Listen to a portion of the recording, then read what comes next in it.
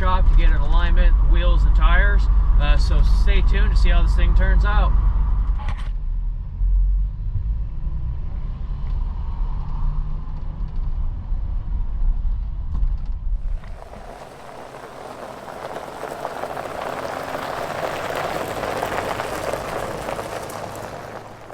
So here's the finished truck. Got the wheels and tires all on it. Get a shot here. They're 15 by 10 aluminum wheels. I think they're made by Jackman. I'm not exactly sure.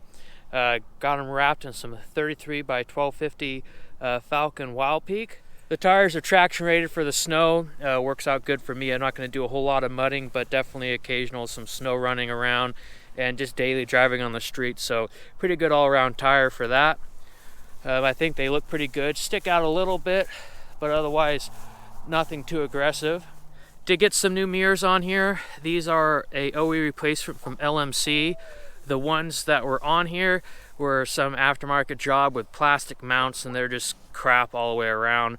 I don't really like the size of these. They're pretty small, but they were what were on it originally. They screw right on, so that was easy instead of trying to adapt something else. I mean, they look good on the truck, but just the functionality of them are kind of annoying. But otherwise, truck turned out pretty good. Got some LED backup lights on here. I couldn't find a replacement socket for that, so I just went ahead and just wired straight into it with these. That way, not only people know that I'm backing up, I can actually see. Eventually, we'll probably ditch the rear bumper and put a winch bumper on the front, maybe something custom on the back. I've put about 500 miles on this so far. I would say mostly trouble-free. It did have a little bit of issue with some fuel starvation. Replaced some filters, blew out the line. It only happens driving down the interstate, doing 60, 65.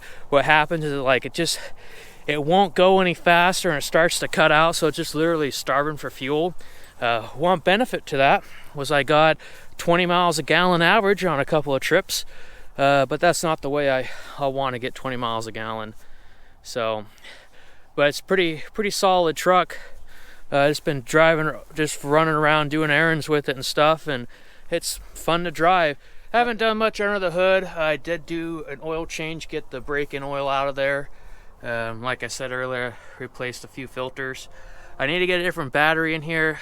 This one is out of a newer Ford truck. It's a different series, and it's too big, so it doesn't really fit in there that well. I mean, it works, but you need to get a different battery.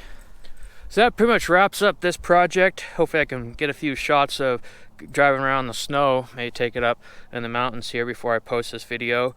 I'll probably go back to the shop and kind of go over some pricing on this, what it costs, because I know when I did my Ranger project, everyone wanted to know how much it cost. So I'll go through the receipts and add different things up and kind of give you a tally on how much it costs to get this thing up and going and on the road and being dependable.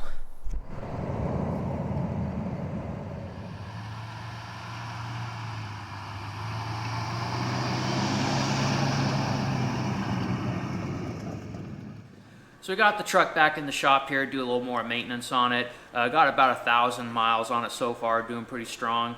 Got a list here of the parts that I put on this. It's not a complete list, it might be missing a few things, but it'll give a good idea of what the cost was. We'll start with what I ordered from Rock Auto. That would be like cam lifters, there's some steering gasket set, part of the brakes and stuff like that. That came up to like $991. There was a lot of stuff from Amazon. We had some lights, light socket, switch, some window seals, one of the fuel tanks, U-joints, some other things. That came to $397. O'Reilly's, see, we had some seals, bushings, lights, radiator hose, heater core. There was a muffler, exhaust stuff, some push rods and bearings, and part of the brakes.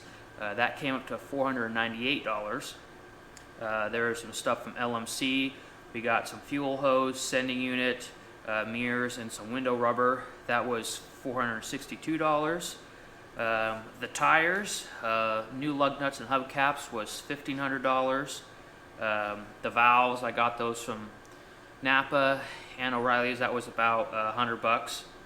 Let's see, I don't think I have the glass covered in here, but that was about $300.